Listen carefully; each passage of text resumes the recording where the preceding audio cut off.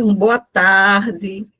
Que bom, gente, que vocês estão aqui dando continuidade, não é? Na parte da manhã tivemos a sessão de abertura. Estamos agora no segundo momento, que é o momento da roda de autoavaliação do segundo seminário de discentes e egressos do projeto da UFRPE. Sou a professora Ivana Martins, estou no momento na coordenação. Estamos aqui com a comissão de discentes e egressos.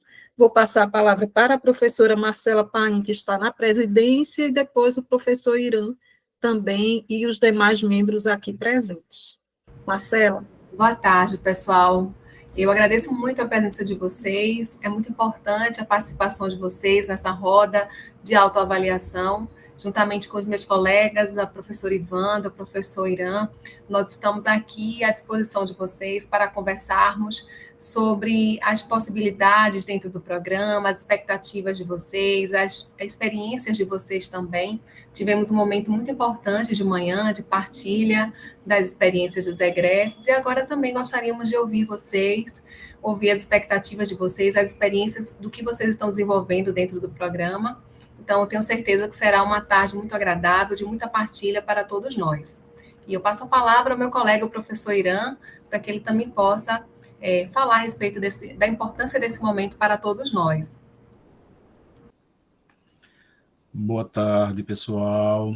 Gente, esse momento é crucial para o nosso seminário, porque é quando a gente tem uma escuta mais ativa, então é muito importante que vocês falem as impressões, os sentimentos, relatem um pouco das trajetórias de vocês nessa fase aqui, nessa etapa desse tempo que a gente vai ter aqui para conversar. A professora Ivanda vai trazer alguns pontos, alguns tópicos importantes, a gente pode partir deles. Também a gente vai ter alguns mecanismos aqui interacionais, a gente vai colocar aqui no chat algumas plataformas para vocês, caso não queiram exatamente falar, mas possam escrever, porque eu sei que nem todo mundo está assim, num local mais estável como nós estamos, né? Como Ivanda, Marcela e eu. Talvez algumas pessoas estejam no ambiente de trabalho, em outros lugares, então também tem a possibilidade de vocês escreverem, trazerem alguns relatos de maneira por escrito, em algumas plataformas que a gente vai colocar aqui. A gente vai colocar um wiki, a gente vai colocar um Padlet, para vocês, caso queiram, sintam a vontade em falar. Então, esse é um momento crucial, e a gente conta com o olhar de vocês sobre os pontos que a gente vem construindo, que têm sido muito importantes, e aqueles que a gente pode implementar, porque o nosso programa ainda é muito recente e temos uma trajetória muito grande pela frente. Então, bom seminário a nós. Perfeito, Irã. Então, gente, nós vamos iniciar a nossa roda de hoje, né? A primeira roda da tarde, a roda de autoavaliação, movimento cíclico de reflexão, de construção colaborativa.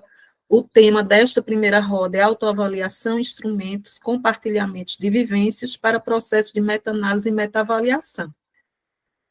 No ano passado, como colocamos lá na abertura, aplicamos um instrumento com os egressos, todos os egressos do projeto até o ano de 2023, e tivemos uma análise mais quantitativa, qual e quanti, mas, sobretudo, mais quantitativa. Nesse momento dessa nossa rodada de autoavaliação, a ideia, como o professor Irã e a professora Marcela bem colocaram, é um movimento mais de escuta de vivências, de compartilhamentos, de depoimentos de vocês, discentes do projeto e de egressos que estão aqui conosco também. Então, a gente vai partir para uma construção mais colaborativa, de algumas perguntas norteadoras, e vocês terão a oportunidade de participar da construção das perguntas, pensando num próximo instrumento de autoavaliação que a gente pode aplicar, tanto com os egressos quanto com os discentes. E a gente vai partir de duas estratégias. Uma escrita colaborativa, que a gente está chamando da wiki da autoavaliação, com alguns eixos norteadores, e um mural interativo por meio do Padlet, em função da gente pensar em algumas questões, também vocês vão construindo e a gente vai se conhecendo aqui nesse momento, tá certo? O professor Irã depois vai compartilhar aqui e a gente vai contextualizar um pouquinho essa necessidade da gente pensar o que é esse movimento de autoavaliação. A gente traz aqui ao diálogo Leite, um estudioso no campo, que coloca que é um processo de autoanálise, né? O que é construir esse percurso de autoavaliação?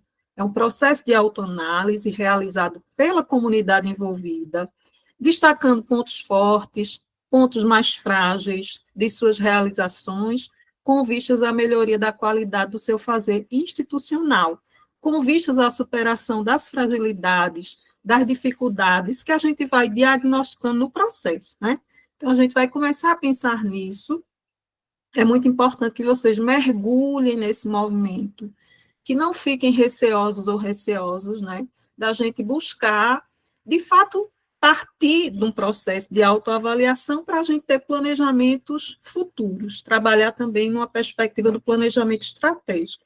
Então, a gente parte muito desse processo, que atualmente a CAPES, ela vem também dialogando na perspectiva dos programas de pós-graduação no Brasil, com uma dimensão mais formativa da avaliação, visando a avaliação de qualidade, a autoavaliação como algo participativo e colaborativo, construído por toda a comunidade, para a gente ter uma tomada de decisão, possibilitando reflexões, movimentos de autoanálise, na perspectiva de construir políticas de autoavaliação dentro dos programas e das instituições de ensino superior, tá? Então, é esse processo que a gente está caminhando. Então, aqui na UFRPE, a Pró-Reitoria de Pós-Graduação, ela já faz um movimento nesse sentido.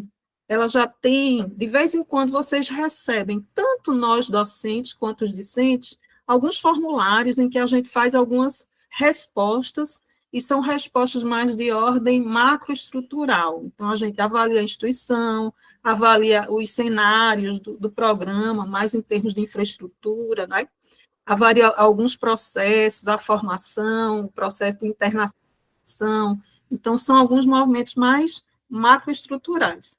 A partir dessa visão mais macro, a gente tem dentro do programa uma avaliação interna que é realizada pela Comissão de Planejamento Estratégico e de Autoavaliação. A professora Amanda, ela está no momento como presidente desta comissão, e a gente também tem a outra comissão de avaliação, né, que cuida da avaliação e do acompanhamento dos egressos do projeto. Nesse momento, a professora Marcela está como presidente dessa comissão, que é a comissão de acompanhamento, de monitoramento de egressos e discentes do projeto. Essas duas comissões vêm trabalhando e destacando 2 eventos autoavaliativos e formativos. O SED, esse evento que nós estamos, que faz parte dessa comissão de discentes e egressos, e o SALTO, que faz parte da outra comissão da professora Amanda, né? Então, vamos começar a refletir um pouco rumo a uma avaliação mais qualitativa e formativa. Que tal a gente pensar em algumas perguntas norteadoras para criarmos um instrumento de autoavaliação de modo mais colaborativo? O instrumento que esta comissão criou no ano passado, ele foi construído de forma consolidada, compartilhada. Também tivemos uma rodada de autoavaliação no primeiro SED, mas agora é o momento de vocês participarem ainda mais, pensarem em questões, perguntas norteadoras, para a gente pensar em um outro formato de instrumento muito mais qualitativo, que pode nos ajudar a repensar as nossas ações e os nossos planejamentos no projeto. Então, convidamos vocês nesse mergulho inicial, nesta tarde de hoje, tá? Então, em função deste mergulho inicial, nós temos algumas estratégias que vamos utilizar aqui. A primeira estratégia, pode passar, Ira, vai ser esse primeiro movimento, que a gente está chamando de WIC de autoavaliação, escrita colaborativa para a criação de um instrumento de autoavaliação reflexiva e coletiva. Então, a gente vai colocar aqui no chat, e aí vocês terão a oportunidade, o professor Irã já colocou, né, o primeiro link, a gente vai fazer esse movimento, e aí a gente queria deixar vocês bem à vontade, assim, para quem quiser se colocar oralmente, e também a gente pede o registro. Aqui, nesse primeiro movimento, a gente colocou aqui, que perguntas você gostaria de inserir no instrumento de autoavaliação do projeto? Pode inserir aqui as suas perguntas norteadoras para a construção de fluxo de autoavaliação do programa, o que você quiser perguntar. E num segundo movimento, ainda na Wiki, a gente deixa um espaço livre para você compartilhar o que quiser, impressões, sugestões, críticas, depoimentos. E aí, nesse espaço mais de escrita colaborativa, fica à vontade, ninguém precisa aqui se identificar lá na parte escrita, fica bem à vontade para você colocar as suas ideias. E quem quiser na nossa roda também de autoavaliação, a gente vai aqui de forma cíclica, colocando aí, e vocês podem abrir o microfone e podem ir se colocando. Eu acho que a gente pode partir desse primeiro movimento da Wiki, aí a gente tenta sistematizar, e depois a gente vai para algumas questões no nosso mural interativo. O que é que vocês acham? Podemos caminhar assim? Não é? Ótimo. Vamos lá. Então, vamos iniciar a nossa roda. Quem gostaria, né, de se colocar, quem gostaria de pontuar algum aspecto, alguma questão que acha importante dentro do programa, que a gente pode estar revisitando, colocando lá no nosso instrumento, para a gente pensar, sobretudo no próximo fluxo, né, do próximo ano, para a gente revisitar alguns pontos importantes. Eu vou partir de um ponto e a gente vai fazendo a roda, pode ser? Eu vou partir de um ponto que surgiu a partir do nosso instrumento, dos dados que até então tivemos com o primeiro instrumento que aplicamos, né? Na parte da manhã, a gente colocou alguns dados importantes. Eu não sei se vocês observaram, mas dentre os dados apresentados, tem um dado bem importante para a gente refletir, que é a nossa produção intelectual, né? Tanto a produção intelectual, nossa, vamos pensar assim, do corpo docente que faz o programa, do corpo discente e do corpo de egressos. Então, a gente precisa pensar, para a gente buscar aprimorar cada vez mais o programa, e na parte da manhã algumas pessoas já estavam cobrando o doutorado. O doutorado precisa ser uma meta, mas para a gente chegar no doutorado, a gente tem que caminhar juntos, a gente tem que caminhar de forma bem, né, colaborativa, caminhando e pensando naquela meta. Como é que a gente vai alcançar a meta? Um dos pontos importantes é a produção intelectual do programa. E a gente estava aqui conversando até de uma forma bem informal. O que acontece? O tempo de vocês é muito curto para cursar todos os créditos, realizar o projeto de pesquisa, fazer o exame de qualificação, produzir a pesquisa, participar da defesa. Nesse tempo curto, o que acontece? Às vezes, a gente não consegue publicar aquilo que a gente gostaria, a gente não consegue, muitas vezes, participar de todos os eventos científicos que a gente gostaria, né? De dar visibilidade à nossa pesquisa. Porque o tempo é curto e a gente vai dando, né, aquela carga maior nas atividades das disciplinas, tentando cursar os créditos naquele tempo, no primeiro ano, sobretudo. Não sei o que é que vocês acham disso. Então, para a gente buscar aprimorar, vamos dizer assim, a nossa produção intelectual enquanto programa, a gente precisa repensar um pouco algumas estratégias, não é? E aí vocês fiquem bem livres para a gente tentar dialogar nessa perspectiva. Esse evento já é uma estratégia importante, não só para a gente pensar na autoavaliação, né, mas para a gente pensar na divulgação das pesquisas, depois gerar um produto, um e-book, como surgiu no primeiro evento, que está em processo, né? Então, são algumas estratégias que a gente vai organizando. Vocês podem ter outras estratégias, outras ideias, podem registrar no nosso wiki, que a gente vai aí compartilhando. Fiquem bem à vontade. O que é que vocês acham desse movimento?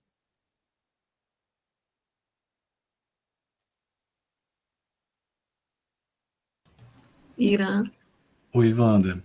Queria puxar o bonde também aqui para conversar com o pessoal, porque isso que você trouxe de dado sobre os 2 anos, na confluência com outras atividades que a gente tem, é muito importante, né? Muitas vezes, de fato, pessoal, a gente sabe que a dificuldade de produção durante o mestrado não ocorre como a gente gostaria, porque desenvolver uma dissertação de mestrado, fazer a pesquisa já é muito trabalhoso. E com as contingências de trabalho, para quem está na sala de aula e não consegue, por exemplo, se ausentar para fazer o mestrado, a vida pessoal, né, e tantos problemas, a gente atravessou uma pandemia, por exemplo, né, é muito complicado.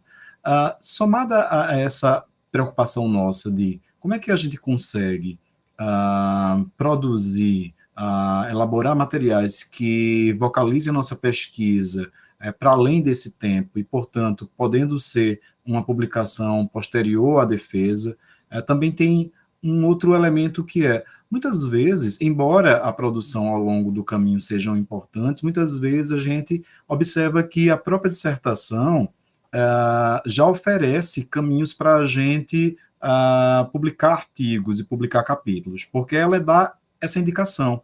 Quem nos orienta, as bancas, né, não dão essa indicação. Então, se de repente a gente não tem uma produção ao longo dos 2 anos, por uma razão ou outra, a gente consegue com muito mais facilidade quando tem esse produto. Ademais, tem uma outra questão que é muito importante, e nas aulas, por exemplo, de estudos de discurso, a gente costuma falar sobre isso, né, que é o papel social das nossas produções. Né? Então, a gente está falando aqui da CAPES, a gente está falando das orientações institucionais, a gente está falando da visibilidade de um programa e do fortalecimento dele como uma macrocomunidade científica, né? Mas os nossos textos, eles têm papéis fundamentais. Então, pensem em vocês, os nossos textos têm papel fundamental na formação docente. Os nossos textos têm papel fundamental para uma mediação de construção de um material didático.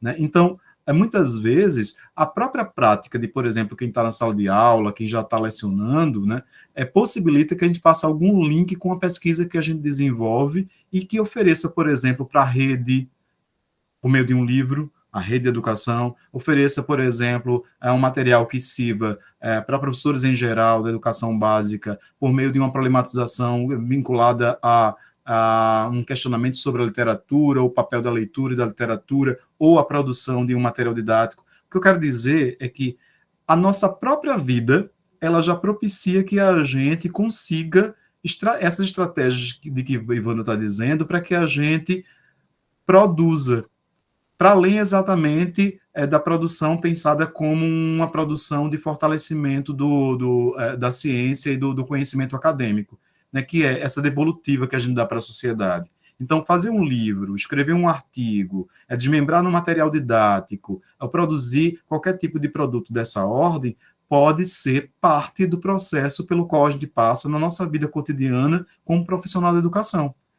Esse pode ser um estalo importante que as nossas dissertações podem desmembrar, compreende? Então, a gente já tem algumas motivações no nosso dia a dia, de repente, para gestão em educação, para prática docente, para formação docente e outros exemplos que vocês podem trazer.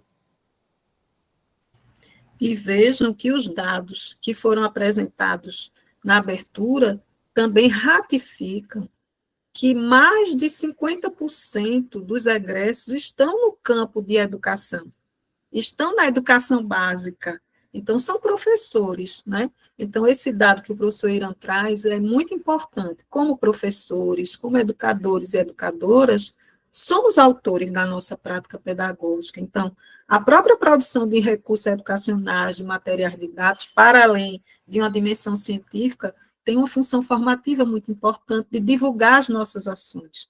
E também lá nos dados que apresentamos, né, a produção de materiais didáticos, se a gente tem um grupo que é forte na educação, que são professores, que terminam essa formação, né, no programa, e estão atuando em sala de aula, sobretudo em escolas públicas, que também foi outro dado lá apresentado, né, a gente tem uma autoria ou uma divulgação de recursos, uma produção de materiais didáticos ainda não representativa da força desse grupo. Então, são pontos que a gente precisa estar refletindo, né? Que é bem importante. Um outro ponto que a gente está colocando muito essa dimensão da produção para dar visibilidade às pesquisas de vocês, gente, porque vocês pesquisam muito, seus trabalhos são de excelência, vocês fazem isso com muita qualidade, e muitas vezes a gente não dá visibilidade a essas pesquisas. Então, o protagonismo na produção discente de egressos, sobretudo de vocês, é muito importante. A gente precisa dar visibilidade, né? Então, esse movimento precisa ter um fluxo contínuo nessa perspectiva. Também, no depoimento da Roberta pela manhã, ela colocou muita ideia de rede. Ela colocou, eu estou publicando na área de linguística, na área de literatura, na área de linguagem, com algumas parcerias, publicação em rede, de forma colaborativa, você, o seu orientador, a sua orientadora, mas também outros colegas. Também é importante para dar essa ideia de rede, e para que vocês caminhem sempre juntos, unidos, e fortalecendo, né, essa travessia formativa de vocês, não só acadêmica, quanto também profissional aí, nesses caminhos que vocês estão trilhando. A gente está colocando isso pelas nossas experiências como professores, como formadores, que já estivemos aí onde vocês estão, numa pós-graduação, no mestrado, passamos pelo doutorado, e a gente sabe que não é simples, não é fácil, e que a gente está sempre aprendendo a aprender a cada instante, né? Então, a gente queria ouvir um pouco vocês, assim, nessa roda, e que vocês registrem no nosso wiki também algumas questões que são importantes, que vocês acham que a gente deveria colocar nesse instrumento de autoavaliação de forma mais colaborativa. Fiquem bem à vontade, tá bom?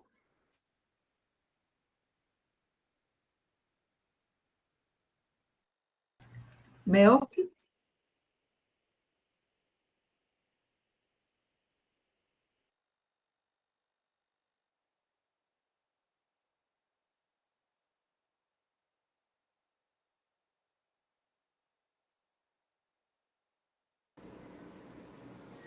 Boa tarde, pessoal. Eu estou tendo uns probleminhas aqui com o meu computador. Aí eu tô usando o celular junto, aí fica confundindo minha audição. Eu acho que eu não escutei vocês. A minha dúvida, assim, e sugestão, era mais quanto a essa questão da inserção no mercado, assim. Mercado, entre aspas, né? Porque a educação não é mercado, não é mercadoria, né? Mas, assim, nessa questão de inserção. No meu caso, eu venho de uma profissão e estou tentando me inserir dentro da educação já tem algum tempo, né? Desde a graduação, e a gente esbarra nessas dificuldades, né? E, tipo, não é falta de esforço ou de estudo ou de me inserir em certas atividades que eu sei que são importantes, tipo atividade de extensão, de iniciação científica. Eu vim desse universo acadêmico que eu tentei me inserir nesse contexto, né? E aí a gente vê a dificuldade que é, né, para conseguir algum algum trabalho na área, né? No meu caso, que estou nesse movimento de transição, né, de profissão. Aí eu queria saber assim se o programa poderia ter algum insight assim sobre isso, né, sobre inserção profissional. Desculpa. E outra coisa assim que eu queria comentar era sobre essa questão da produção. É uma coisa que eu também já venho pensando sempre desde a minha graduação. E aí eu tento sempre socializar alguma coisa que está em andamento, algum resultado. Eu acho que é uma sugestão boa assim para o pessoal. Que a vida sempre é muito difícil, muito corrida, muita demanda, e aí se a gente consegue socializar o que a gente tem já produzido, o que a gente tem em andamento, eu acho que é uma boa, né? Tanto para a gente quanto para o programa. Era isso.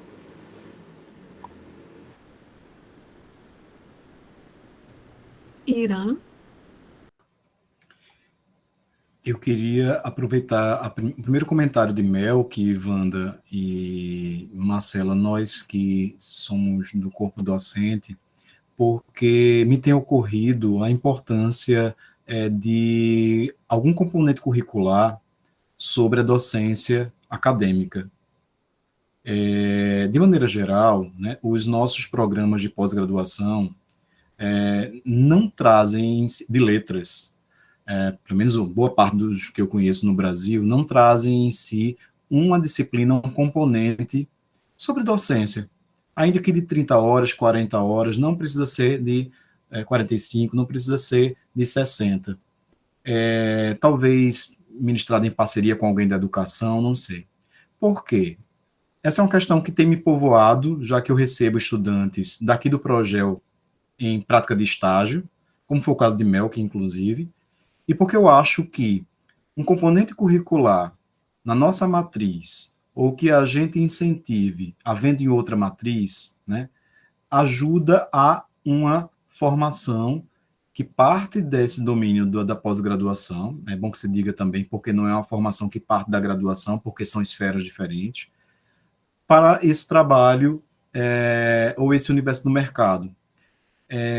Ainda que boa parte de nós aqui, né, das turmas de estudantes, circulem, se mantenham na educação básica, né, acho que é bom lembrar que a gente está no mestrado, na pós-graduação, cujo papel é pensar no local de profissional da linguagem como cientista, pesquisador e formador docente. Ou seja, muito esse lugar nosso de atuação, sobretudo na educação acadêmica, né? Então, talvez, não sei se deu uma travada aqui para mim agora, acho que travou um pouquinho, mas acho que vocês estão me escutando. Talvez esse lugar de um componente curricular que possibilite a gente pensar a formação da prática docente para a vida acadêmica, que é esse lugar que ocupa predominantemente, né, ou que está dirigido, para o qual está dirigido, né, o estudante de mestrado e doutorado, seja interessante para a gente pensar como uma tarefa de revisão curricular aí no próximo período, né? Não sei se as colegas, se Marcela, se Wanda já têm pensado sobre isso, se vocês também como estudantes, mas eu acho que de alguma maneira toca numa questão que Melk traz, que é essa do mercado desse lugar. Porque, só para fechar bem rapidinho, as nossas turmas saem no nosso programa com potencial para tentar concurso para docente em IFs, nos cursos superiores, para tentar a seleção simplificada como professor substituto, para tentar, hoje, por exemplo, pela manhã, a gente viu que Roberta atua como professora formadora em educação à distância, para atuar dessa maneira e também para atuar em concursos de entidades privadas e públicas, universidades estaduais e por aí afora, ou seja, está nesse caminho, é uma possibilidade também. Eu acho que esse talvez seja o mercado mor de que Melk está falando, nesse domínio nosso da pós-graduação estrito sensu. Excelente, Irã. Ótima ideia. E como a gente está nesse movimento de pensar no próximo ano, de formar uma comissão, de revisitar as ementas, as disciplinas, porque é sempre importante, não é, esse movimento e consolidar essa formação. Então, essas ideias bem importantes. E aí, Melk, parabéns, assim, pelo compartilhamento, né? Pelo processo de tentar essa imersão, que aí você está construindo aos poucos, o caminho é esse. Eu já dou uma dica, viu? Vou fazer um convite a você e a quem desejar, porque é um outro ponto bem importante, gente, que eu acho que ainda é frágil, que a gente precisa consolidar, é essa articulação, graduação e pós-graduação. Nós temos aqui estudantes de excelência que podem e devem contribuir muito para a formação também dos nossos estudantes no contexto da graduação, dando oficinas, né, participando de projetos, fazendo mediações, porque vocês, gente, são a inspiração deles. A gente sabe porque a gente está dando aula agora para o primeiro período, né? E a gente observa quando eles falam, professora, eu estou entrando agora, já estou pensando na pós-graduação. Eu falei, vamos com calma, chegaremos lá. Então, essa integração e essa troca entre vocês da pós e os estudantes da graduação, isso daí é fundamental. E aí, Melk, essas oficinas, essa imersão também, trabalhando de forma complementar, também vai, eu acho, consolidando a tua travessia nessa transição que é bem importante. Então, também a gente está pensando no próximo ano, fazer vários convites para vocês, de uma forma geral, para algumas oficinas. A gente está com um grupo de estudantes agora na iniciação à docência. Val está conosco como supervisor, e temos também outra egressa, que é a Cecita, a Conceição Rodrigues, também como supervisora, e a ideia é a gente juntar tudo e fazer um movimento bem significativo para que esses estudantes da graduação percebam que amanhã eles podem estar onde vocês estão hoje, né? E aí vai ser, eu acho que, um movimento bem importante. Marcela, querida, fica à vontade. Eu acho muito importante essa colocação de Melk em relação à preocupação com o mercado de trabalho, né, como ele mesmo colocou, o futuro do egresso do Progel, em quais frentes de trabalho ele poderá atuar. E isso ficou bem evidente no primeiro instrumento que foi aplicado em 2023, a inserção dos estudantes do Progel, tanto na educação básica como também em outras esferas, e como isso também pode ser visualizado do ponto de vista de uma reforma na matriz do Progel, né? Pensando nessa visibilidade para que os estudantes tenham esses horizontes de que caminho seguir quando terminarem o mestrado.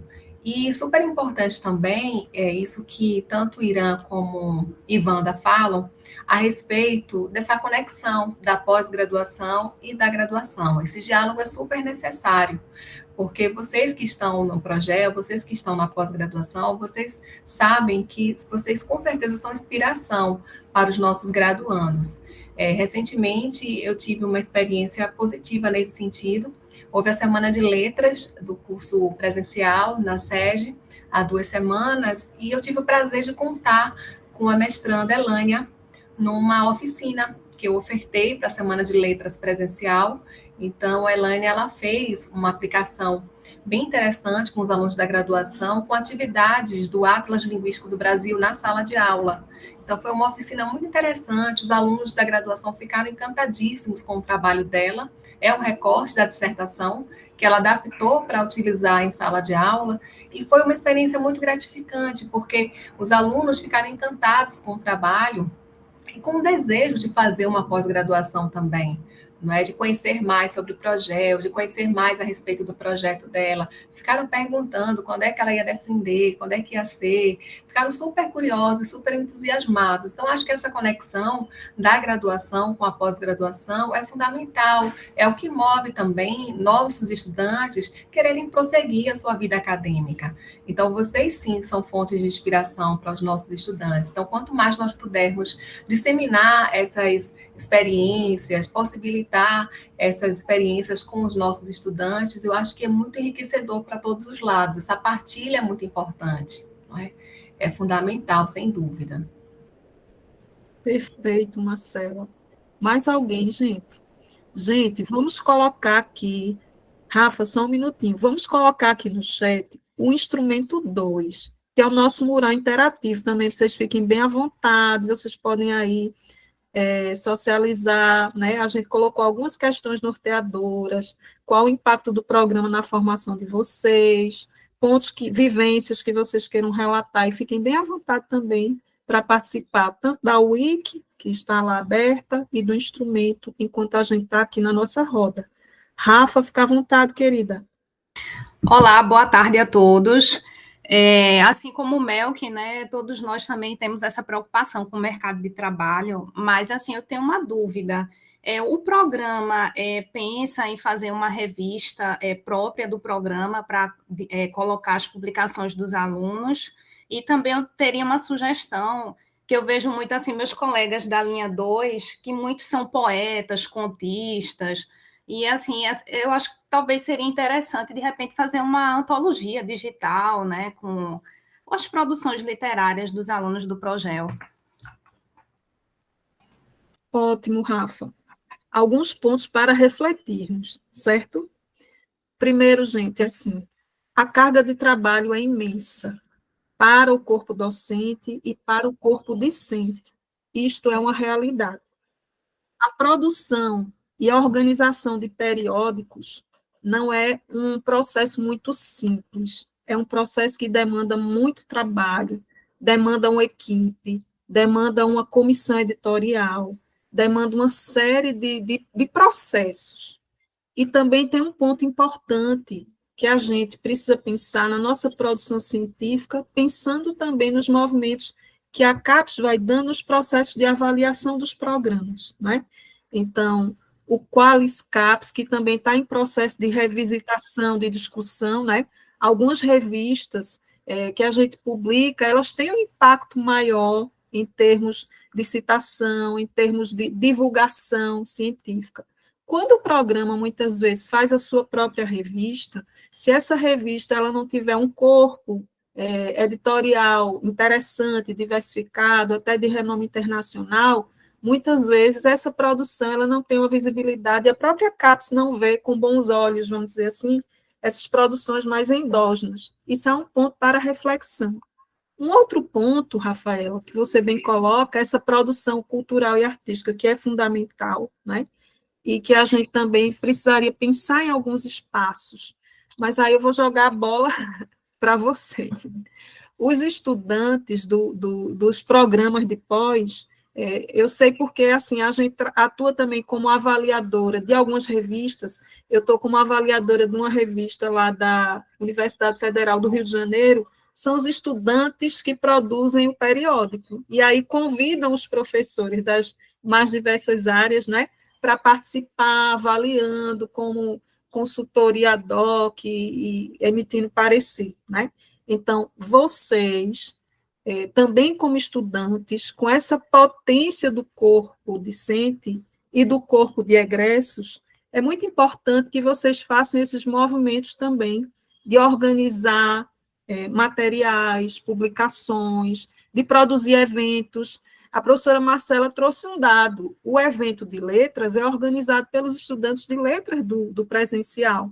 É um evento todo organizado por eles, pelo DA de letras, né? Inclusive, geralmente me chamam aqui da Rural, da UFPE, o PET Letras faz um movimento bem interessante. Então, vocês, como corpo discente, também é importante pensar nessas estratégias. E aí vocês fiquem bem à vontade para, de repente, Ivanda, essa ideia da revista, quem sabe a gente, como corpo discente, não adota.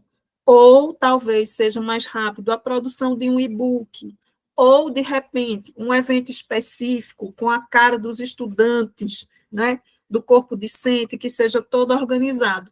Esse evento nosso, ele tem a participação dos professores, dos egressos, dos estudantes, mas é um evento que surgiu a partir da demanda da comissão, né, interna do projeto. E aí vocês podem lançar mão dessas estratégias que vão surgindo, né? A realidade é essa, eu sou muito pragmática, quem me conhece sabe que eu sou e digo, né? A gente tem um corpo docente que trabalha bastante, são professores super dedicados, mas que estão com a carga laboral muito extensa, para além do que oficialmente estaria previsto. E vocês também, como estudantes, que têm que conciliar, né, os estudos, a profissão e uma série de questões que precisam também dar conta de tudo. Então, se a gente consegue se unir, se a gente consegue montar uma rede de apoio, a gente consegue seguir em frente, como a gente está fazendo aqui. Esse evento é um exemplo propício para a gente refletir o que é que a gente pode pensar no futuro, né? Todo mundo participando, cada um dando a sua contribuição. Eu acho que Muriel, né? Muriel e depois Irã. Boa tarde. Professora, nessa fala de Rafa, na fala dos colegas também, Melk, eu me lembrei que, inclusive, a questão também foi algo que falou sobre a questão da avaliação novamente, a questão da extensão. Eu vejo, assim, muitos programas de pós-graduação, eu não vejo, de outras universidades aqui em Pernambuco, eu não vejo tanto na Rural, mas eu vejo que muitos programas têm programas de extensão, algo que realmente eu não sei. Inclusive, um colega, o Josemar, falou comigo sobre a ideia realmente do programa de extensão, inclusive a gente colocou até naquele formulário para estar na comissão de elaboração de projetos e tudo, mas eu vejo, assim, um pouco, eu vejo que o programa de extensão é algo que realmente os professores precisam colocar, realmente lá, aquele programa, se não me engano, é o BEST, de extensão, e também eu vejo algo somente para a graduação. Então, eu não sei como é que se dá no âmbito da Universidade Federal Rural de Pernambuco e do PROGEL, a resolução do programas de extensão, para também levando em consideração também que muitos dos nossos colegas faz também pesquisas aplicadas. Eu acho que poderia também utilizar um programa de extensão, se fosse um guarda-chuva também, para contribuir para essas pesquisas aplicadas dos nossos colegas, inclusive minha também, que eu estou fazendo pesquisa aplicada. Eu queria um pouco escutar realmente, também entender dessa questão do programa de extensão. Isso. Perfeito, vamos lá, né? Nós temos na universidade alguns editais específicos para extensão, né? A gente tem o edital Sonos, que é aquele edital aberto de fluxo contínuo, inclusive o professor Irã colocou o projeto sede no edital Sonos, quando qualquer docente vai abrir alguma ação de extensão que não demanda bolsa e que é de fluxo contínuo, a gente submete ao SIGPROJ, que é um sistema, faz o projeto, passa no CTA, no colegiado, todas as instâncias, certo? Então, esse edital Sonos, ele não tem recurso, ele não tem bolsa, ele não tem essa parte de recurso, é mais o cadastro oficial daquela ação de extensão, seja um programa, seja um projeto. Temos o edital BEST, que esse sim tem bolsa. Agora, geralmente, Muriel, bem colocada a tua questão, o edital BEST, ele atende à graduação, né? São os estudantes de graduação, que são os bolsistas, e aí também os professores apresentam os projetos, e, em geral, para cada projeto, apenas uma bolsa para o estudante de graduação é efetivada dentro daquele contexto, tá? Então, esses projetos de extensão, geralmente, eles duram 12 meses, né? E ficam com o estudante bolsista. Agora, mais uma vez, eu ratifico, gente, e aí é importante que vocês conheçam a realidade do magistério superior de uma educação de qualidade como a UFRPE. Nós somos professores e trabalhamos nos eixos de ensino, pesquisa, extensão e gestão. E precisamos dar nossa carga horária didática articulada a todos esses eixos. Então, comumente, o que acontece? O professor que trabalha na pós-graduação, geralmente, ele se articula mais com a pesquisa, geralmente. Então, ele tem estudantes da pós-graduação que ele orienta em um determinado programa, e ele tem estudantes da graduação que ele orienta como iniciação científica. Até porque essa articulação, graduação e pós, é um ponto muito importante, mais uma vez, nos padrões de avaliação dos programas de avaliação perante a CAPES. A CAPES visualiza se aquele professor daquele programa de pós, ele também orienta a iniciação científica PIBIC ou PIC. Isso daí é um ponto bem importante. Aí, gente, a extensão vai ficando um pouquinho de lado, muitas vezes, dentro da universidade, em função desses processos, né? E ainda tem os projetos de ensino, por exemplo, agora mesmo a gente está com um projeto de ensino com 24 alunos bolsistas de iniciação à docência, que é uma outra proposta, projeto de iniciação à docência de ensino, né? Então, aí os professores vão se dividindo nessas ações. No caso da pós-graduação, a questão da extensão, em termos de bolsa, eu não sei dizer, Muriel, se a gente teria bolsa, eu creio que não, em função desses editais que existem, né? O que geralmente os programas aqui da Rural fazem são essas atividades mais formativas, cursos, eventos, que trabalham nessa formação de articulação, nesse tripé de extensão, mas nessa formação mais complementar, né? Que vão dar conta de todos esses processos, tá? Mas aí nada impede de um professor fazer inscrição daquela ação extensionista, seja um projeto ou um programa, no edital Sonos, e colocar os estudantes da pós, da graduação, colaboradores externos, porque a extensão se dá muito com a sociedade. Então, escolas parceiras, se for o caso de pesquisa aplicada, né? Estudantes, colaboradores. A gente teve um programa, o Multilab, em que um projeto da área de física fez o convite até para o Corpo de Bombeiros, com algumas oficinas, trabalhando a questão da física na cozinha, a panela de pressão, uma série de questões. Então, algumas articulações são feitas também com a comunidade externa, tá certo? Irã. Anotei 3 pontos aqui que vocês estavam falando. Primeiro, em relação à revista, esse tópico, Rafaela, já foi trazido, inclusive, para pleno nosso no projeto. Estão conseguindo me ouvir direitinho? Sim. Porque, de fato, produzir um periódico científico é muito trabalhoso, né? Pelo menos que a gente precisa, pelo menos, ter uma comissão editorial executiva, uma comissão editorial que não é executiva, uma comissão científica, né? Por outro lado, eu acho que a gente pode, ao longo do caminho, Ivanda, ir se encorajando para ver essa possibilidade, nesse modelo que você traz, de um protagonismo de estudantes, semelhante talvez ao que a gente está fazendo com a nossa comissão, né?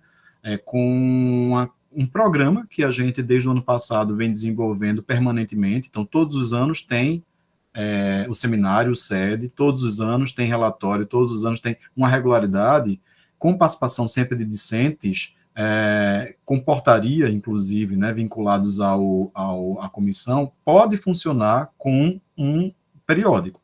Eu não só encorajo, como me coloco à disposição caso vocês precisem, pessoal, e aí eu falo para estudantes, para vocês discentes, se quiserem puxar esse bonde, se quiserem pensar junto, trazer para a Ivanda, para Eduardo, para o pleno, para nós conversarmos. Mas isso toca diretamente no outro ponto que eu estava pensando aqui. Algo também que eu já falei em sala de aula algumas vezes, em disciplina, no projeto. A rede, a sensação de comunidade, e aquilo que a gente estava falando hoje pela manhã, passa por uma organização coletiva. Então, não se eximam, se vocês precisarem, se organizar coletivamente, numa representação que traga algumas sugestões para nós, né? Numa representação entre vocês que seja conduzida por 4 pessoas, por exemplo, e que, por exemplo, Rafaela venha e diga, que tal se nós fizermos, nós estamos aqui para poder contribuir, como estudantes, discentes e egressos, depois que sairmos também, para nos mantermos com pessoas que estão contribuindo cientificamente. Então, não sei se eu me faço claro, mas o papel de uma representação coletiva de estudantes, de discentes, a gente fala muito disso no âmbito da graduação, mas na pós-graduação, estrito sensu, também é relevante. As maiores universidades do Brasil têm isso. Então, na USP existe isso, na UNB existe isso. A gente que circula por essas universidades por várias razões, a gente percebe isso. Então, por exemplo, para você ter uma ideia, na USP, nos programas de pós lá, a USP, eu vou citar a USP por ser a maior universidade da América Latina e tal. Então, a USP, os programas de pós, tem várias comissões em que tem uma atuação fortíssima de estudantes, né? Estudantes são muito protagonistas. Eu acho que, embora é compreensível que nós, como estudantes, muitas vezes passemos pelos programas, não fiquemos neles, né? Porque temos aí os 2 anos de mestrado e talvez se não tiver doutorado a gente passa e depois não retorna muito. A ideia é que o programa ele seja um lugar em que a gente consiga estudar, um lugar com o qual a gente consiga colaborar na condição de profissional, porque a gente pode, por exemplo, participar de uma comissão de um programa de pós-graduação na condição de egresso, como, por exemplo, é o caso de algumas pessoas aqui, Val, Alex, etc., estando em outras instituições, ou até voltar caso, de fato, a gente construa a trajetória que a gente quer de ter um doutorado, etc. e tal, né? E quem sabe no futuro como docente, pensando que essa é uma trajetória, né? A gente está aqui, a gente está falando de uma comunidade de estudantes que a gente quer que se torne docente do nosso programa no futuro, né? A gente não está falando com estudantes que a gente quer que deixem de contribuir, mas que daqui a pouco vocês prestem concurso para a universidade e estejam conosco, dando aula nos nossos programas, né? Então, é nessa perspectiva que a gente não vê discente como alguém que simplesmente passa. E para isso eu acho que é preciso esse voluntariado de uma representação da forma como vocês acharem que conseguem, que podem, né? E um terceiro ponto, que é esse dos projetos de extensão, dos programas, etc., né, podem acontecer sempre também, para além da própria iniciativa da universidade com a Pró-Reitoria de Extensão, com aquilo que algumas chamadas e algumas ditais, como da CAPES, do CNPq, propiciam, de pesquisas que propiciam braços de extensão. Então, sempre que a gente puder, a gente pode ouvir vocês, caso vocês achem que a gente consegue organizar projetos, tem o projeto Universal, tem vários projetos saindo, né? A gente deseja muito que isso se amplie, para que a gente consiga elaborar isso, ou vocês podem trazer outras sugestões. Às vezes tem um projeto de cultura. Eu gostei muito dessa ideia que a Rafaela falou, de, olha, tem várias pessoas que são artistas no Progel, e da compilação de um material de literatura, ou de material de estudantes do Progel de arte. Às vezes tem um edital da Fundação de Cultura do Recife, ou de um programa como agora o Fundo Paulo Gustavo, né, e do Fundo Cultura de Pernambuco, que nós, como sociedade civil, podemos concorrer, e nós, como sociedade civil, que lidamos com literatura, né, que estamos com esse pé na educação, temos muito com que contribuir também. Então, essas ideias também vocês podem trazer. E aí eu acho que tudo se realiza quando a gente se fortalece no compromisso de rede, de grupo, de parceria. Né? Como é isso que está acontecendo aqui? Esse evento e essa comissão, ela é fruto dessa parceria discente e docente, sem sombra de dúvidas. Sem discentes, a gente não faria isso que a gente está construindo aqui. Né? Só foi possível com a parceria de vocês. Né? Perfeito, Irã. Ótimas reflexões. Val, fica à vontade. Oi, pessoal, boa tarde. Como é que vocês estão?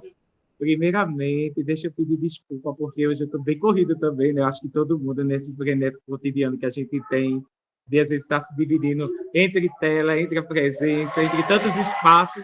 Agora mesmo eu estou num local de vida, um local em que a gente tem um barulho pedagógico muito importante, significativo, porque uma escola de silêncio não é uma escola, né? Uma escola tem que ser barulho mesmo, mas um barulho pedagógico.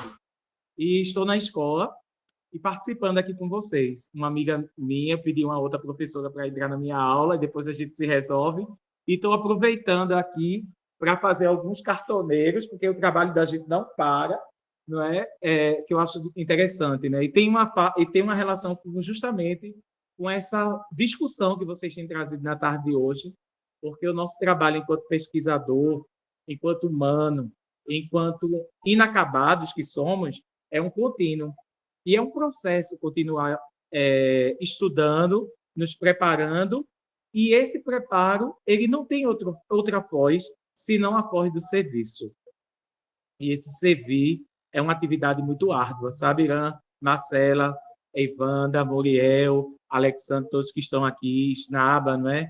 Servir é algo que a nossa profissão exige de nós.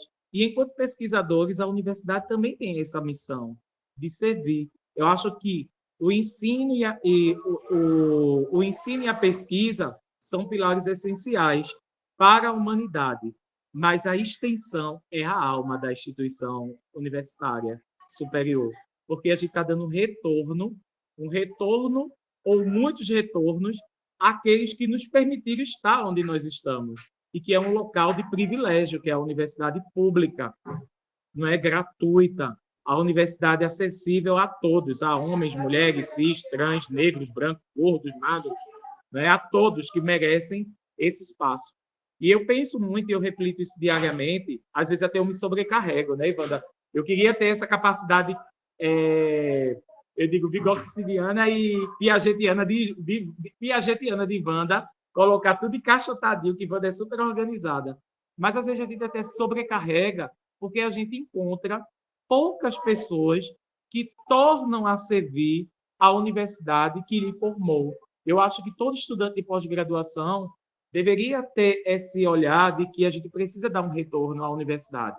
Ao retornar à universidade, um serviço, de forma voluntária ou como bolsista, eu acho que a bolsa é imprescindível, porque ela ajuda socialmente, ela reconhece, valora, né, o indivíduo que está ali trabalhando, fazendo a pesquisa acontecer, as ações ganhar cor, carne e osso, mas o voluntariado também é necessário, porque a gente sabe que a instituição pública não tem para todos. E eu acho que a gente, enquanto estudante de uma pós-graduação, a gente tem que pensar também nesse olhar sensível, humano e social, de que, independente de uma bolsa ou não, eu preciso retornar, eu preciso trazer um retorno à sociedade, porque essa sociedade investiu na minha formação. Então, dentro dessa discussão do ensino, pesquisa e extensão, eu vejo a extensão como uma prática de humanidade. Eu vejo a extensão como a alma da instituição universitária, onde a gente consegue trazer um retorno potencial à sociedade. Por menor que a gente pense que a nossa questão, problema, seja minudinha, mas ela vai alcançar alguém. Ela vai encontrar um corpo para poder ter sentido. E se a gente consegue impactar uma única vida, a gente já encontrou o sentido da universidade naquela situação e em tantos outros momentos da nossa trajetória.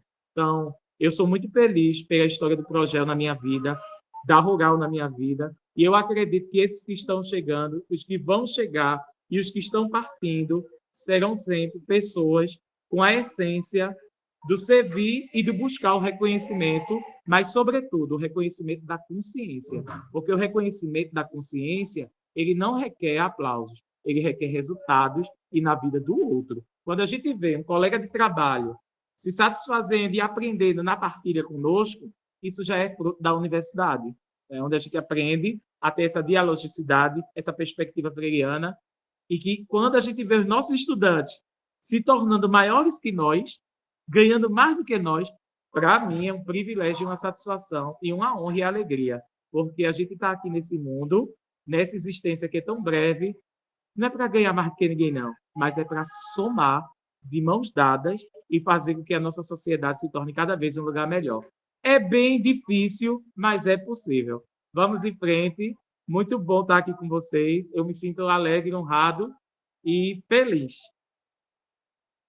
Que bom, que maravilha, que depoimento lindo, Val. Lindas palavras, né? E você, aquele egresso que é apaixonado pelo programa, que está sempre presente em todos os eventos, né? A gente agradece bastante a participação de vocês, né?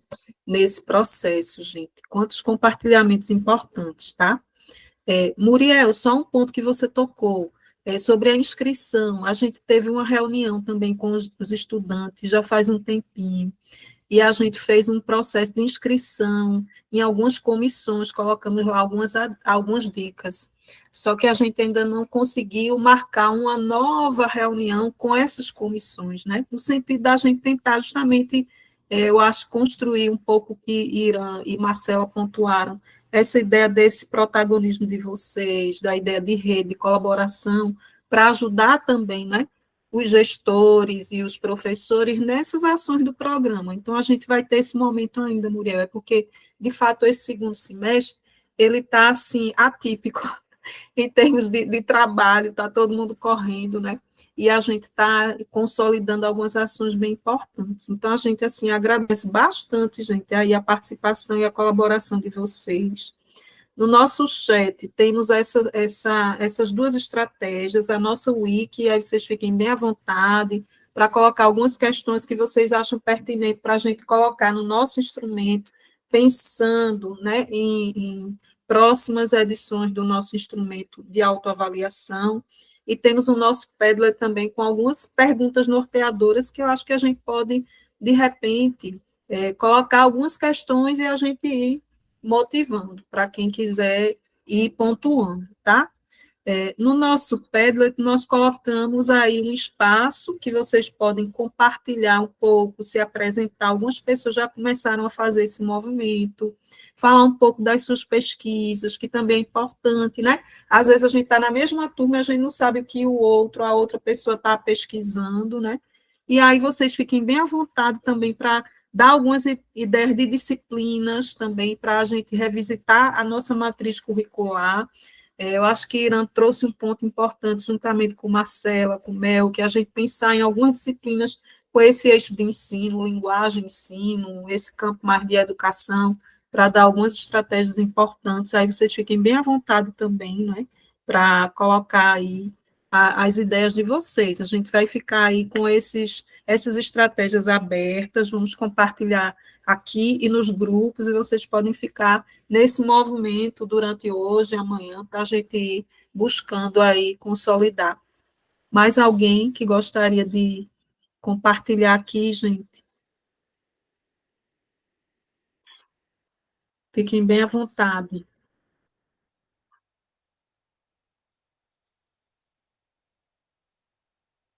Eu não sei se Val levantou a mão ou foi da vez anterior. Sem querer, desculpa, Marcela, porque eu estou cortando aqui as coisas e eu vi. Eu gostaria de comentar um aspecto que eu acho importante, que eu já vivenciei muito no Progel, é a integração entre os estudantes. Neste semestre, eu tive a oportunidade de lecionar tópicos especiais em estudos da linguagem, e a turma era constituída por alunos da linha 1 e da linha 2. E um movimento bem interessante que eu visualizei na turma era a integração entre eles, porque eu já tive experiência de outros programas de pós-graduação que era algo assim bem separado. O pessoal da linha 1 aqui, o pessoal da linha 2 ali, e não havia essa integração, não havia. E um aspecto bem interessante que eu percebi nessa turma, né, nessa experiência, foi a integração entre os estudantes, né? Eles se ajudavam nos trabalhos, eles se ajudavam também nas apresentações. Então, foi algo que me chamou muito a atenção. E foi algo também muito presente na fala da Roberta hoje de manhã. Né? Essa rede de apoio entre os estudantes que fazem o projeto é algo realmente que é um destaque do programa. Eu acho que se a gente tivesse que mencionar uma experiência exitosa do programa, eu acho que uma delas é essa integração entre os estudantes. Vocês se ajudam mutuamente, isso é muito bonito de ver dentro da academia, não é? Às vezes a gente que tem mais vivência em outros espaços, a gente vê muito essa questão da competição e da separação entre os grupos, não é? Mas eu não visualizo essa linha no projeto, pelo contrário, as pessoas se ajudam, as pessoas conversam, há um diálogo, isso é muito positivo. E eu vivenciei isso neste semestre com a minha turminha de tópicos especiais, muitos deles estão aqui, Chique, Cláudia, Elânia, Rafaela, estou falando de vocês.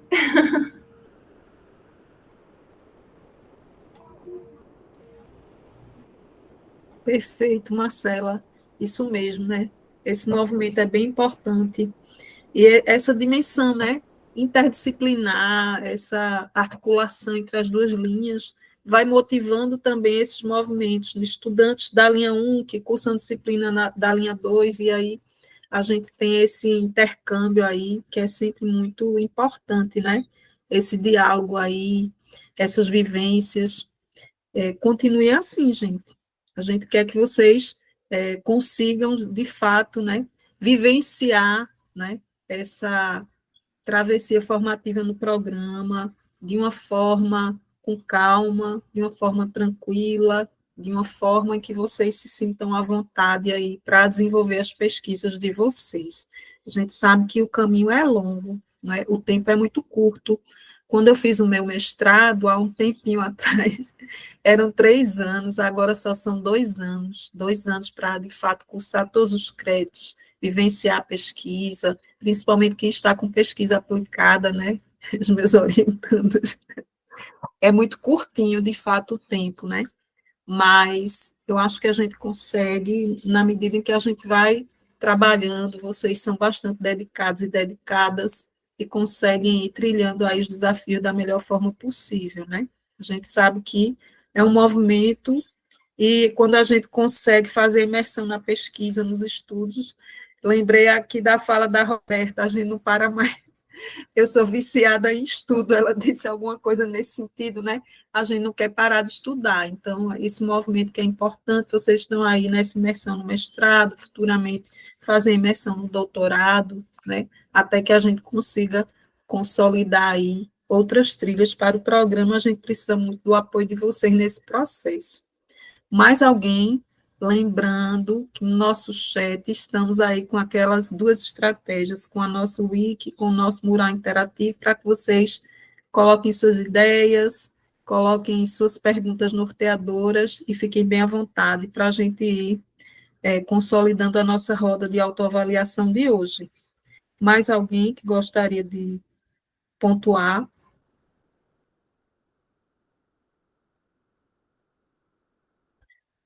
Pontos, se vocês pudessem indicar, assim, no programa, que na perspectiva de vocês, seriam pontos mais fortes, se a gente pudesse fazer uma análise, né, aquela análise mais SWOT, pontos fortes, pontos frágeis, que vocês indicariam.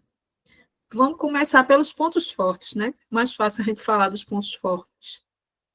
quais pontos vocês indicariam que seriam pontos fortes na perspectiva de vocês em relação ao programa? Eu posso dar uma sugestão. Ou não? Um ponto forte do programa é muito o incentivo da produção, por exemplo, a questão da internacionalização.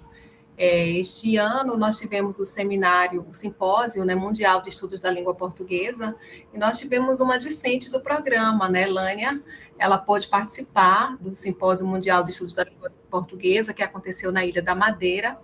Então, nós fomos juntas, foi uma experiência bem interessante. Eu viajei com a discente do programa, nós compartilhamos uma pesquisa, apresentamos uma comunicação oral juntas, e um outro detalhe muito importante é que a Elaine, ela conseguiu apoio financeiro do programa. Então, ela conseguiu recurso do Progel para a hospedagem no evento. Então, acho que foi uma experiência muito rica, não é? Para ela e para mim também, para a nossa pesquisa, divulgar o trabalho em âmbito internacional. Eu acho que um ponto positivo do programa é esse incentivo à internacionalização. O programa, ele reserva recursos anuais para ajudar os estudantes a participação em eventos. Elânia é uma das que conseguiu esse recurso financeiro, mas eu também sei que outros estudantes já conseguiram para participar de eventos acadêmicos. Eu acho que um aspecto muito importante do programa é esse incentivo para a internacionalização e para a participação, para a divulgação científica em eventos acadêmicos. Se vocês também quiserem compartilhar as experiências, fiquem à vontade nesse sentido também. Perfeito, Marcela. Cláudia?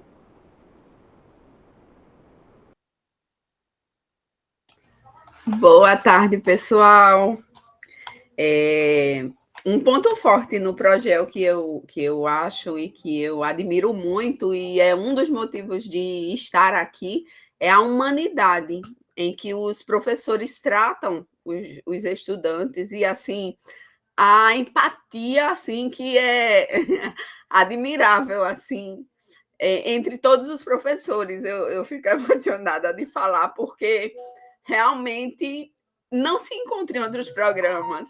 Inclusive, como Marcela pontuou aí, a turminha da gente, não foi, Marcela, de tópicos, bem unida, bem integralizada mesmo, porque vocês proporcionam que isso seja vivo, seja bom, seja agradável. Não existe coisa melhor do que finalizar um processo acadêmico que pode se estereotipar de pesado, de duro, sabe, cheio de entraves, mas a gente vai finalizar com tranquilidade, com suavidade, porque temos professores, temos orientadores que estão ali do nosso lado, que estão conosco, segurando a nossa mão e que tem, assim, se coloca no nosso lugar. Então, esse é um dos pontos mais fortes que eu encontrei no projeto, desde o primeiro dia em que eu fui entrevistada até o dia de hoje.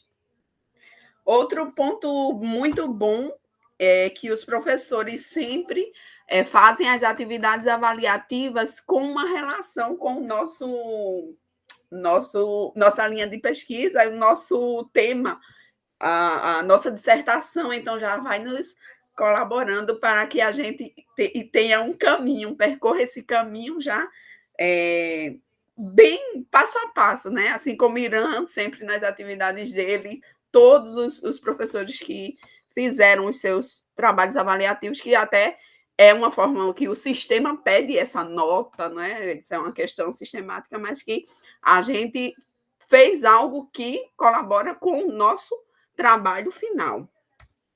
E sobre o incentivo à pesquisa, aos trabalhos científicos, infelizmente eu não fui contemplada, isso foi culpa minha também, porque não ficou claro sobre que o incentivo ele só poderia dar se fosse para comunicação oral.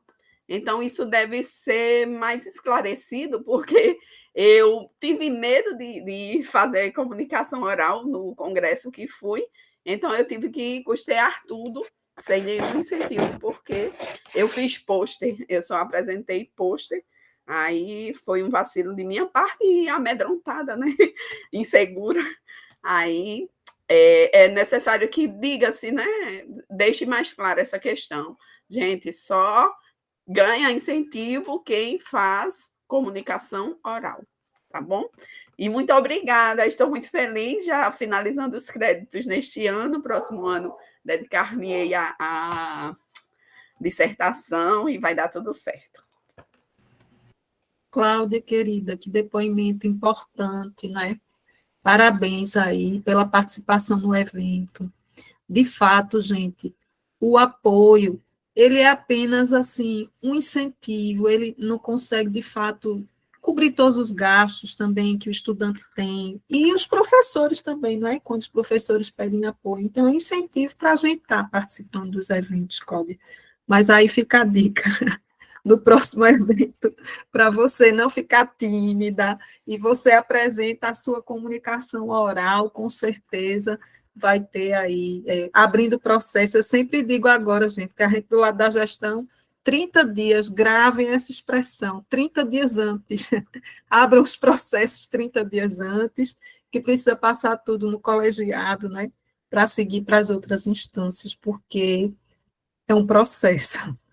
Os processos tramitam e tramitam de uma forma não tão célere às vezes, né? Val, acho que você levantou a mão, Val. Eu levantei, porque dentro desses pontos fortes, eu destaco a autonomia do educando no processo de pesquisa. Uma coisa que me chamou muita atenção quando eu entrei no projeto e eu fui observando nos trabalhos dos meus companheiros, é que, evidentemente, a gente, quando entra num programa de pós-graduação, você tem um projeto guarda-chuva, que é aquele projeto que o seu pesquisador se identifica, ou que dialoga com aquele que está sendo proposto ali pelo futuro pós-graduando, né? E aí, mesmo às vezes a gente tendo algumas divergências, o professor do projeto, ele não altera muito aquela pesquisa que o aluno realmente deseja fazer. É claro que a gente também precisa se desvincular de alguns processos de vaidade, porque escrever nos leva a esse campo. Poxa, isso é um xodó, é um filho, eu não queria mexer nisso, mas eu percebo que no projeto a gente tem essa autonomia. Valéria, por exemplo, que é das tradições discursivas, mas mesmo assim trabalha com a questão da análise textual, da produção textual, da escrita, da linguística, abraçou meu projeto. Foi muito enriquecedor a minha passagem na mão de Valéria e de Vicentina, porque eu trabalhei com a produção textual, né, a análise de texto, nem lembro mais o título, porque eu vou fazendo sem saber os nomes, viram? E é que gostar que só que essa nas aulas de metodologia, aprendendo muito. Com análise de discurso. E eu senti que eu não tive esse bloqueio, e eu via também nos meus companheiros de turma e companheiras essa relação de não oprimir a criticidade, o olhar sobre o objeto do educando, porque a pesquisa é do estudante, e ela vai ter o recurso do orientador ou da orientadora, que tem que ter essa sensibilidade de conduzir o educando ou a educanda para a sua reflexividade, mas sem também distanciar esse processo criativo e autônomo do sujeito pesquisador, porque depois que a gente termina o doutorado, eu não vou ser mais Ivanda 100%, eu vou ser Valdemar. Né? Então, eu preciso também desenvolver minhas linhas de raciocínio. Então, a gente percebe que o projeto, dentro de um programa de mestrado, já nos leva a um olhar de pós-doutorado, que é quando a gente costuma ouvir, né? Você só consegue pensar depois do pós-doutorado. Do projeto eu consegui pensar, viu? E aí quem disser que eu não pensei, porque eu dou bala. E nas aulas de metodologia eu estava lá ajudando, costurando. A única coisa que eu não consegui foi colocar meu texto na linguagem neutra que eu queria fazer a introdução, mas assim, foi um processo, já foi avanços, são discussões que a gente vai tecendo, depois a gente vai vendo, mas eu destaco essa fortaleza do projeto de desenvolver a autonomia dos seus discentes. E um ponto que eu acredito que isso não é uma realidade isolada, mas que é uma necessidade de que tal a gente melhorar, é a questão do espaço físico. Eu estudei ao longo da pandemia, já foi bastante problemático, mas hoje eu estou no programa de doutorado e as realidades elas convergem, né, com relação a uma sala estruturada, onde a gente possa ter acesso. Mas isso não é só uma questão de desinteresse da instituição, mas é uma questão de política, porque no Brasil é mais fácil fechar universidades e escolas do que investir nelas. Né? Isso não é só uma questão local, é uma questão a nível macro, a nível nacional, a nível... E ainda bem que a gente já está costurando novas realidades para o Brasil, esperamos e esperemos que isso traga bons frutos. Né? Então, acho que eu destaco, do ponto de vista da fortaleza do projeto, autenticidade, autonomia, incentivo à pesquisa e ao desenvolvimento do objeto de estudo que nós possuímos e como um ponto de habilidade que a gente precisa melhorar a estrutura, mas que não é um elemento próprio do projeto, mas de todos os programas que buscam aí manter as suas portas e o exercício ativo de suas funções. Perfeito, Val, concordo plenamente, né? Infraestrutura sempre é um ponto muito frágil nas universidades, sobretudo no contexto dos programas de pós-graduação, porque muitas vezes as universidades, em termos de infraestrutura, priorizam muito a graduação, né? São vários cursos, há uma demanda formativa muito grande, a gente sabe que o incentivo para a graduação é muito forte em termos de recursos, e a pós-graduação, muitas vezes, aí eu falo de uma forma geral, né? No cenário brasileiro, ela vai ficando um pouquinho assim de lado em termos desse investimento da infraestrutura, que é tão importante, né? Com laboratórios especializados, com salas de aula de estudo, salas de aula para os professores, os gabinetes específicos, bibliotecas especializadas, não só nesse contexto da graduação, mas, sobretudo, também da pós, e a gente sabe que a gente precisa avançar muito ainda nessa perspectiva, os desafios são imensos, e a gente, como professores, a gente sente como vocês também, não é? Dar aula num espaço que não é adequado, né? Atender um aluno num espaço que não é adequado, a gente sabe que os desafios são imensos. Gente, algumas pessoas estão aqui colaborando no chat, a Fátima coloca como ponto forte também a questão do corpo docente, a empatia dos colegas, dos professores, coloca e destaca a experiência, a Elane, a experiência no CIMELP, que a professora Marcela bem colocou, a experiência internacional nesse processo formativo em Portugal, muito importante, os agradecimentos, né? A Cláudia também já deu o relato aqui. E a gente já começou aqui na fala de Val a tocar em alguns pontos frágeis. A infraestrutura foi um desses pontos. Mas outros pontos a gente pode aqui ir destacando, né? Porque a gente vai sentindo como docentes, agora na gestão, eu já estou tendo um outro olhar, já vou colocar outros pontos. E vocês, como estudantes, como egressos, também devem pontuar, porque a gente não tem, né, 100%, um olhar 100%, né, de pontos fortes. A gente precisa visualizar também as nossas fragilidades, até para a gente pensar nos planejamentos futuros. Um ponto frágil, eu vou colocar agora na perspectiva da gestão, olhando agora o sistema, o SIGA, e vendo muitas vezes, vamos dizer assim, a angústia de alguns estudantes em relação ao tempo de finalização do programa, do mestrado, né? A gente tem a finalização em 24 meses, e aí, observando agora do outro lado, na coordenação, muitos estudantes pedindo prorrogação de prazo, estendendo para 2 anos e meio, e muitos nesse processo sem, às vezes, conseguir dar conta, e a gente fica, enquanto gestão, também dialogando com os outros setores, porque quando o estudante ele pede prorrogação, precisa abrir um processo com 30 dias de antecedência, passar no colegiado do curso, e aí segue para as outras instâncias, como o DRCA, que cuida desse processo mais, né, de estender os prazos de acordo com as normativas.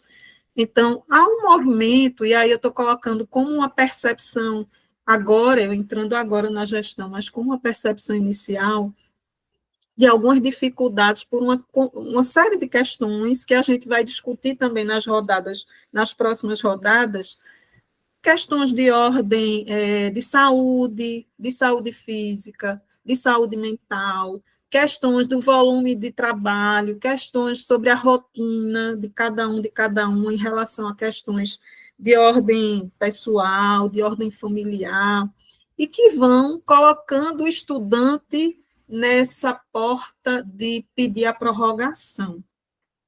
E aí essa perspectiva da prorrogação tem 2 pontos que a gente precisa analisar.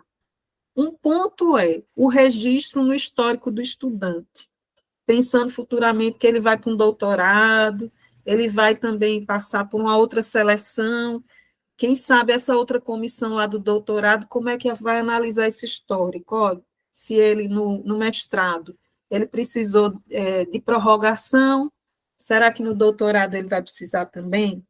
Ele fica lá marcado no histórico, aquele registro, o que para a vida acadêmica do estudante já é um ponto para refletir. E um outro ponto na perspectiva do programa, pensando agora como gestão, é a questão da taxa de sucesso, vamos dizer assim, né? Do programa, aquele aluno que consegue concluir naquele tempo adequado, isso tem impactos na taxa de sucesso do curso de mestrado. Se o aluno inicia e consegue concluir em 24 meses, isso é bom para o programa, porque ele iniciou na data certa, consegue concluir e defender dentro do prazo. Quando ele pede prorrogação, ele já aponta para uma necessidade, alguma coisa está andando aí no meio do caminho, a gente precisa visualizar o que ocorreu para ele pedir a prorrogação, tá? Então, a prorrogação, o pedido de prorrogação deveria ser feito em casos excepcionais, né? Mas, comumente, a gente está observando que muitas pessoas estão pedindo por conta de toda essa urgência aí nesse cenário que a gente colocou. Eu queria ouvir um pouco vocês, os professores também, se isso que a gente está visualizando, se vocês percebem também esse movimento.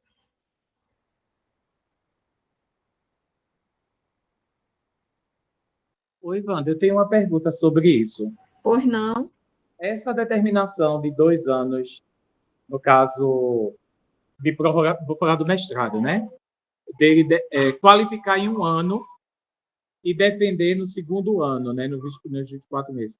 Isso é uma prerrogativa nacional, a nível macro, ou haveria possibilidade de cada programa também repensar nessa questão do tempo? Eu sei que é alinhada à CAPES, evidentemente, mas talvez não poderia se ter uma discussão de colocar quanto defesa, tempo mínimo de qualificação, 1 ano, tempo máximo de 1 ano e meio, sem essa eu queria pensar numa ideia que não colocasse uma questão enfática no tempo, mas que pudesse pensar nesse tempo mais flexível, de 1 ano a 1 ano e meio. Sabe como é, por exemplo, a defesa entre 2 a 2 anos, até 2 anos e meio, sem que entrasse nessa terminologia de prorrogação, ou contasse como uma prorrogação.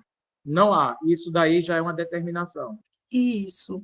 Porque o mestrado são 24 meses, já está no projeto, né? Quando se abre o mestrado, é feito um projeto, a CAPES avalia. Então, os mestrados, em geral, no Brasil, eles têm 24 meses, o doutorado já são, né, um tempo maior, mas a gente está no âmbito do mestrado. E aí a gente tem, Val, as normativas internas da universidade, a resolução que rege os programas de pós-graduação e os regimentos dos programas. No nosso caso, o projeto tem um regimento interno em diálogo com as normativas internas e com as normativas da CAPES. Então, a gente não pode flexibilizar o tempo, são 24 meses, está lá no histórico, no sistema. Se ele pede prorrogação, aí já vai ter que ir para outras instâncias, né, para acreditar aquela prorrogação via processo no histórico acadêmico do estudante, e vai ficar lá registrado no histórico dele, tá? Irã, fica à vontade. Esse cenário que você descreveu, Ivanda, tem sido muito comum, né?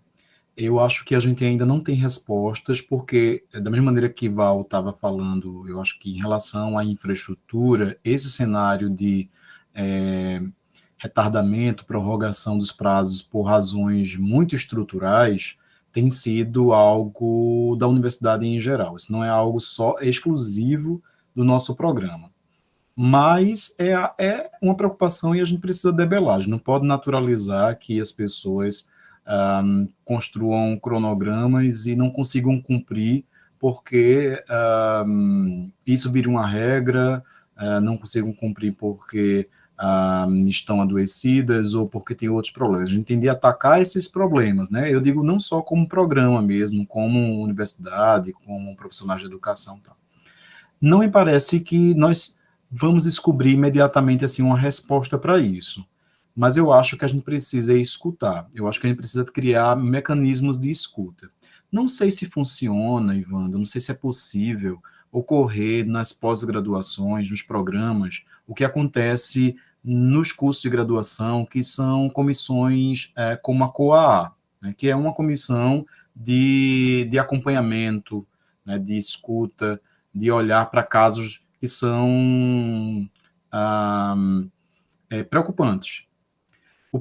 De uma maneira bem objetiva, a gente tem visto problemas com a saúde psíquica de estudantes e profissionais, não só de discentes, de docentes, de corpo técnico, de profissionais em vários setores da educação, na educação básica, na educação acadêmica, assim, de uma maneira epidêmica, né? A gente tem visto isso, porque a sociedade está passando por problemas psíquicos seríssimos. E isso tem afetado não só o rendimento das disciplinas, mas também o da pesquisa, e tem provocado muitos problemas. Eu não sei exatamente, do ponto de vista institucional, como vamos resolver isso. Eu só sei que isso deve ser uma pauta. E aí eu fiquei pensando aqui, se esse exercício mais estruturado num programa, como, por exemplo, uma COAA, não fosse um caminho, porque a gente tem alguns dispositivos que a gente pode, de repente, direcionar. Por exemplo, pessoas que estão precisando de algum atendimento, discentes em particular, que estão precisando de algum atendimento de saúde, de repente a gente pode ver como é que a gente veicula isso junto ou ao DQV ou alguma instância da nossa universidade, né? Seja interna ou externa também. Então, assim, de repente, alguma estrutura no interior do próprio programa que consiga fazer esse movimento de escuta com uma certa regularidade, semelhantemente à COA, para poder tratar disso. Eu não sei se isso é um âmbito dessa comissão, que pode ser, por exemplo, uma subcomissão dessa comissão, por assim dizer, ou se isso é um âmbito muito particular, que já que a gente está vendo essa condição ser muito recorrente, né, essa condição de prorrogação. Eu não entendo exatamente como é que poderia acontecer isso num programa de pós, mas eu acho que ter uma regularidade para tratar disso vai ser importante, e para ver como é que a gente consegue dar conta de prevenir, por exemplo, né? Casos que são de prorrogação por problemas dessa ordem, assim. Mas não me parece fácil, não. Parece que a primeira solução é ter uma regularidade com algum mecanismo de escuta. Achei ótimo, Irã, essa possibilidade da gente pensar numa comissão articulando com essa dimensão mais, né, de escuta, articulando com as representações dos estudantes, né, estabelecendo um diálogo nessa perspectiva e visualizando essa questão da evasão, né, o que leva esse estudante, as condições, eu acho que é bem importante, né, não só a prorrogação, como também a evasão, gente, porque a gente pensa, a evasão ainda tem índices bem significativos nos programas de pós-graduação em função de tudo que a gente está discutindo aqui, não é fácil, né? Às vezes a imersão num programa de pós, que é aquela vitória, mas nem todos conseguem sair, né, do programa, alguns encontram entraves no meio do caminho e vão ficando aí, e a gente precisa também refletir sobre tudo isso, tá? A Fátima coloca, tem também um problema, alguns alunos conseguem cursar todas as disciplinas em um semestre, entretanto, falta outra disciplina obrigatória, o que termina cursando primeiro o ano todas as disciplinas. Então, a oferta das disciplinas obrigatórias em semestres diferentes é problemática. Fátima, eu acho que aquele estudante consegue cursar todas no semestre. É meio uma maratona, porque são, em geral, umas 7, 8 turmas, mais ou menos umas 7 disciplinas, né? Aí, geralmente, as obrigatórias, de fato, a gente coloca em períodos, né? Primeiro uma e depois a outra, que é a metodologia da pesquisa e a estudos interdisciplinares. De fato, se a gente conseguisse articular para que essas disciplinas fossem ofertadas no mesmo semestre, poderia facilitar, né? A vida dos discentes nessa perspectiva. Também me coloco aqui como docente.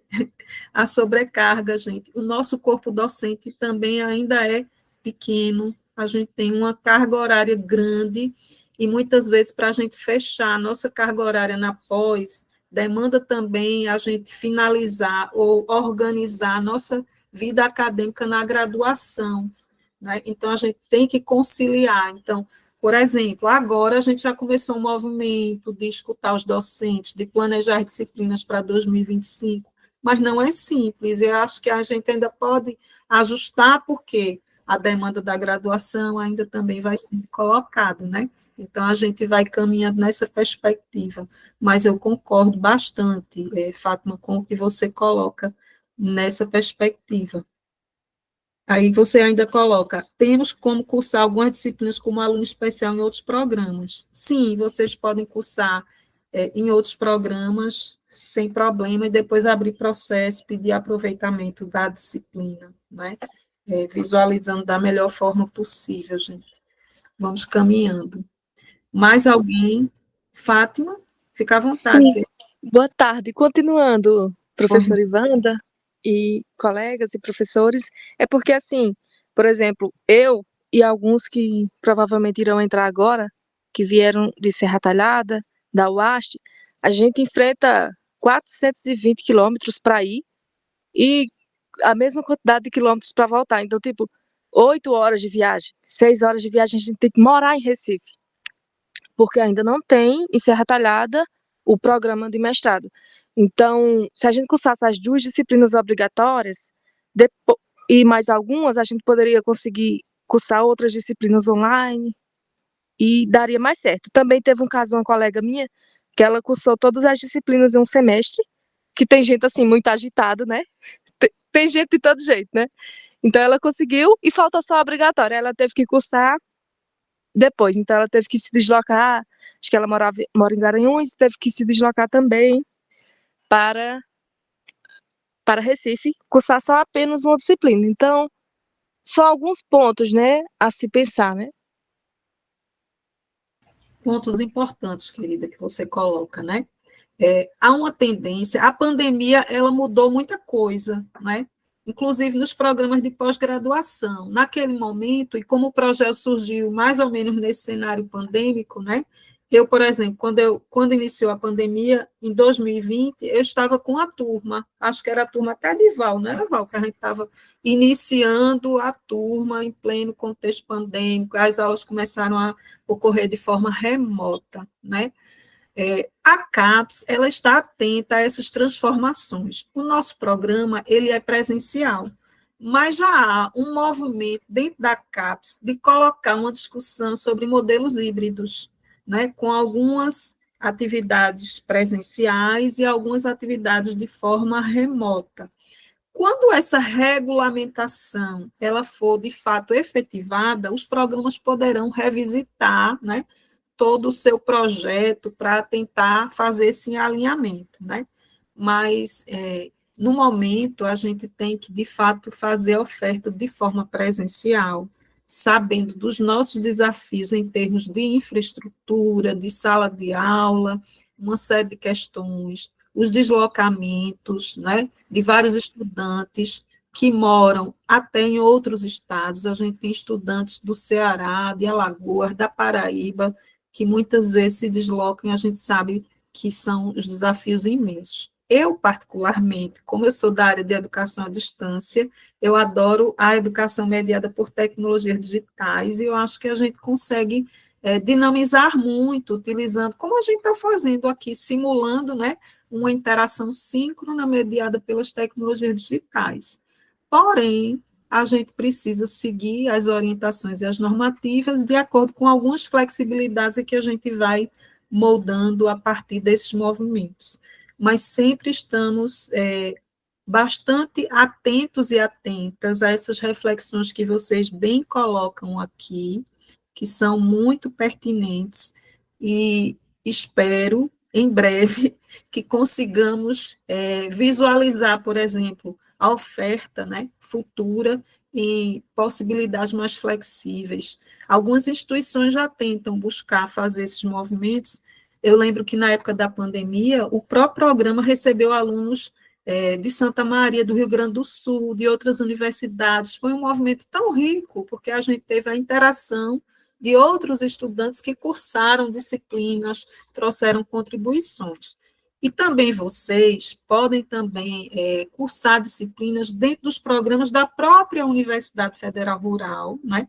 A gente tem alguns programas nesse contexto também de ensino, em que vocês também podem cursar, não só aqui, como também enriquecer em outros programas e outras universidades, que a gente sabe que é bem promissor esse processo, tá?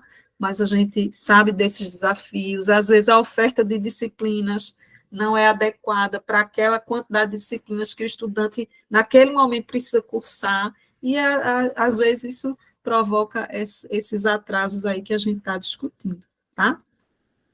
Mais alguém que gostaria de colocar, gente? Oi, Wanda. Mel que está dizendo aqui que a casa de estudante não contempla estudantes de pós-graduação. Você tem algum conhecimento quanto a isso? Porque eu, por exemplo, não sabia. Eu imaginava que, como em outras universidades que eu conheço, as casas de estudante, também na rural, acolhesse estudantes de graduação e de pós-graduação. E aí, por exemplo, isso me fez pensar na situação de, por exemplo, estudantes como Fátima, né?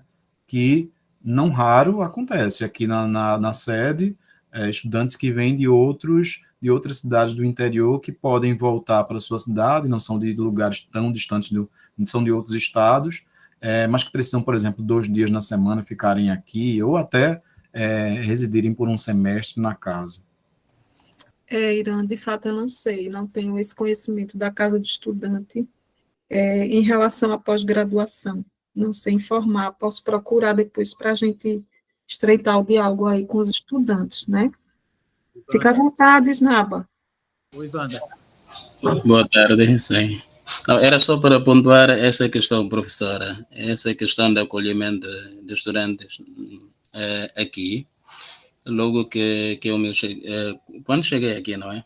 Em março, procurei me informar e Nathaniel também sabe sobre isso, o professor Nathaniel, que só acolhe estudantes de graduação e não da pós-graduação. Isso é que fiquei a saber. Pois é, Snaba, eu não estava sabendo disso, né?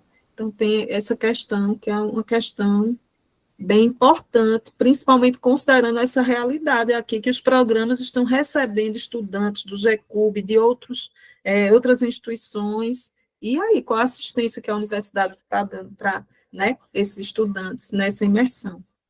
Val, você queria colocar mais algum ponto?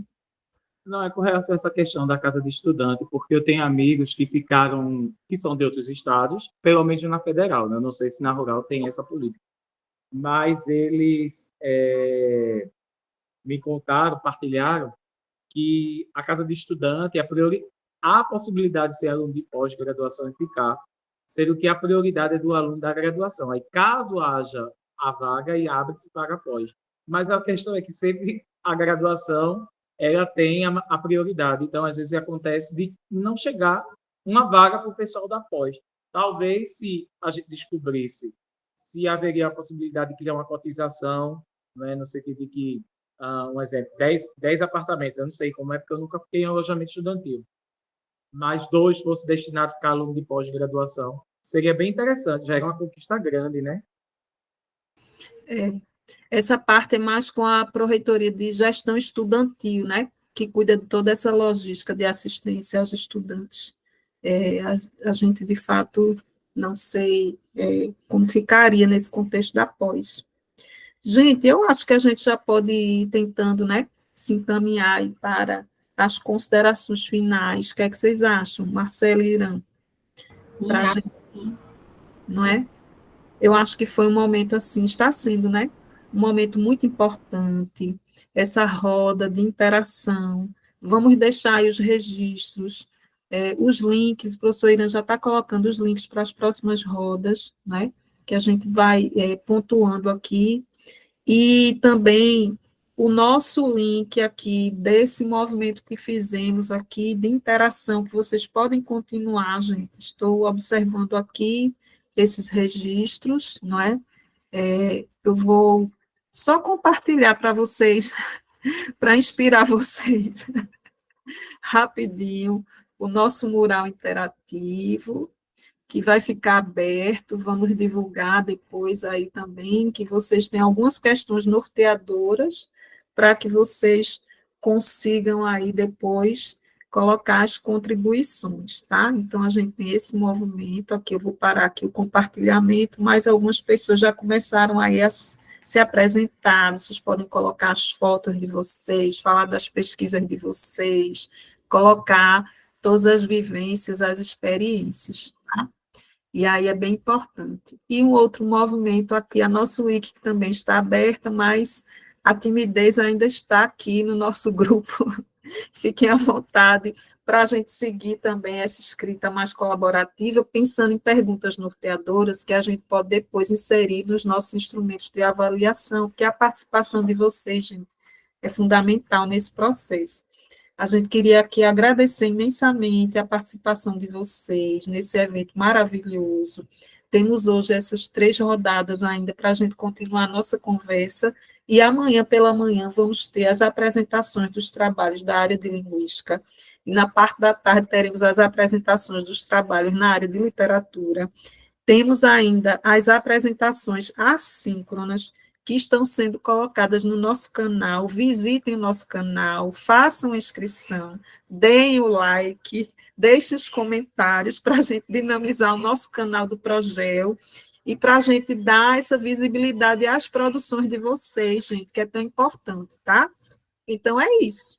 Daqui a pouquinho a gente inicia as próximas rodas, às 16h15, daqui a uns 20 minutinhos, depois do cafezinho. Até já. Tchau, até já, pessoal. Até mais tarde, pessoal.